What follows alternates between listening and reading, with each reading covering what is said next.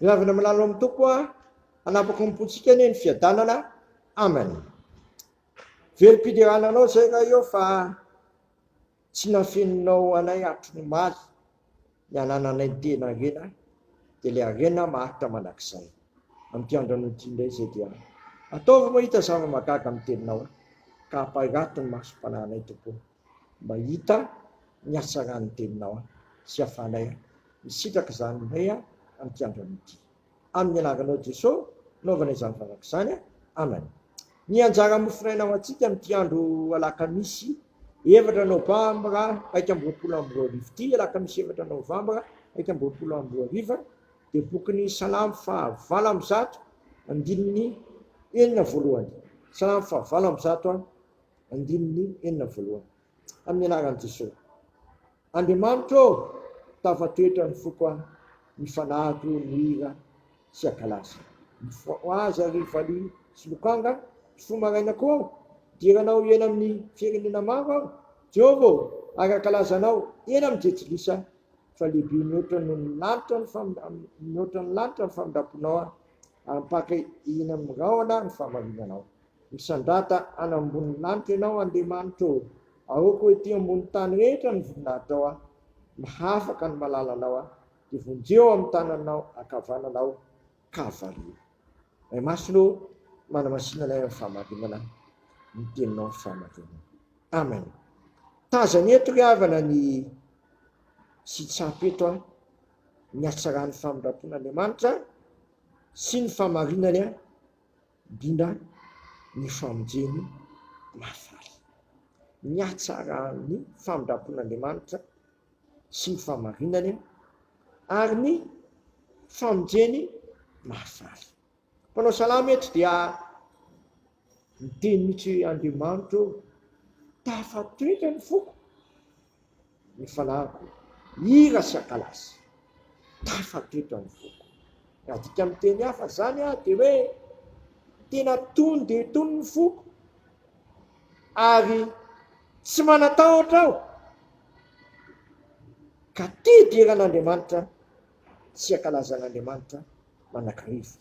Indrindra monga avao fomaraina sy velona trapamonjeny indray tahaka ny amin'ity andro ity, dia velim-piderananao sy akalazanao naiza naiza ary hatrany amin'ny jetilisa hijoro avolombelonao fa mihoatra ny lanitra ny alehibe ny famindraponao ary mpaka hatranany mpaka eny amin'ny rehetreny ny fahamarinanao. Ka zany ihany hatsarany famonjen'Andriamanitra satria mba afaka amin'ny malalanao dia vonjeo amin'ny tananao kavananao kavaria. Vokatra zany dia feno fidiranan'Andriamanitra mpanao salama, feno fatokinan'Andriamanitra ary feno fankalazana azy.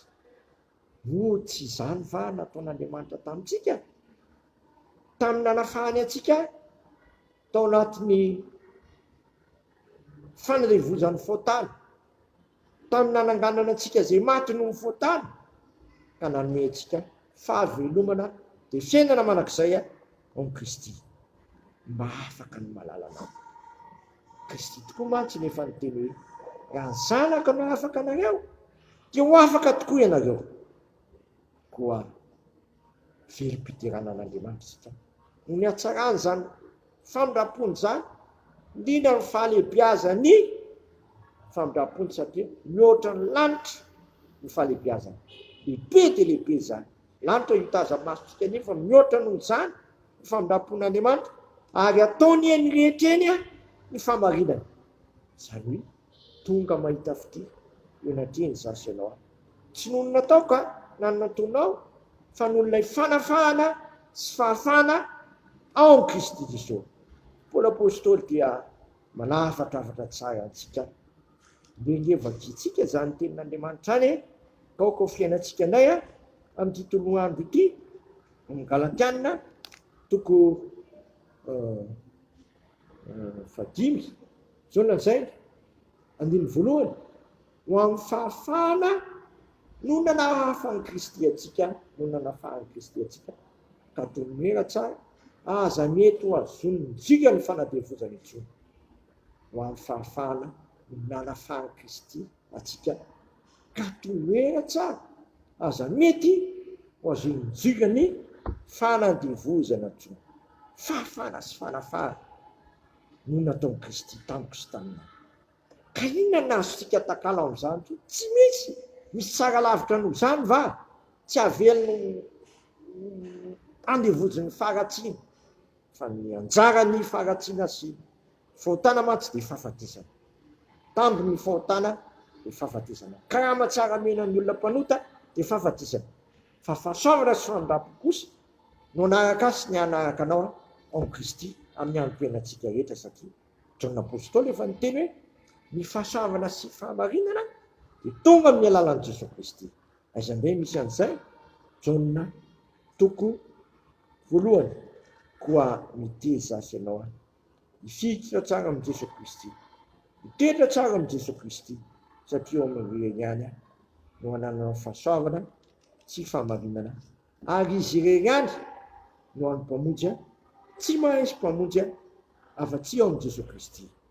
Lazain'ny Jaona toko voalohany 5:10 hoe feno fahasoavana sy fahamarinana Jesosy Kristy, raha zany ihany 5:20 fa tamin'ny fahafenoan'i Kristy no nandraisantsika rehetra zany dia fahasoavana anampy fahasoavana 7:20 amin'ny toko voalohany, fa ny lalàna dia nomena tamin'ny alalan'i Mosesy, fa ny fahasoavana sy fahamarinana kosa tonga amin'ny alalan'i Jesosy Kristy.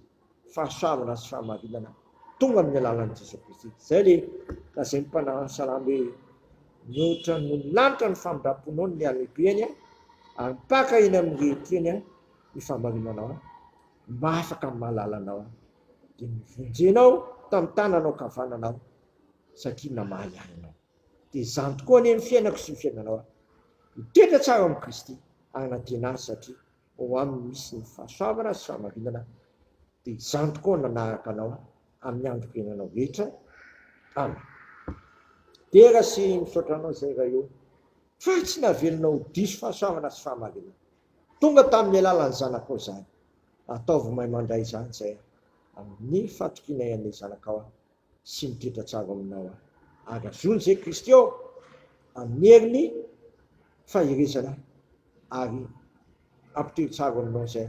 Fa kananiza moa zay fa anao mananteny fiainana manak'izay, isitraka ny ary hivavaka hoe anay zay ny an-danitra, amasina ny anaranao, tonga ny fanjakanao, ataonay ny sikaponao ity tany tahaka ny an-danitra, hoe anay ny anana sahazo anay ary mamela ny elokay tahaka namelanay zay meloka taminay, aiza mitondranay amin'ny fakapanahy, fa manafanay amin'ny ratsy, anao ny fanjakana sy ny hery amin'ny voninahitra manak'izay. Amen. Tanterahany tompo amintsika ny zao todrano zay tononona amin'ny anaraizana ka fanamasina izao, aisan'ny fifaliana sy fitiavana ary fanantenana izany.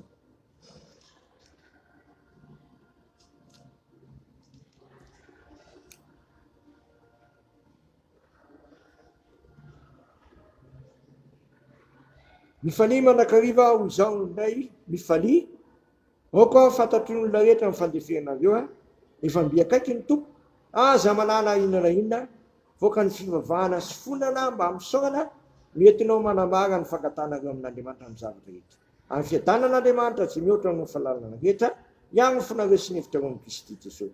Matoky izay niantso anareo satria izany anify izany. Amen. Voninahitra ny ho an'Andriamanitra kely ihany amin'ny anaran'ny Ray sy ny Zanaka ary ny fanahy masina. Amen.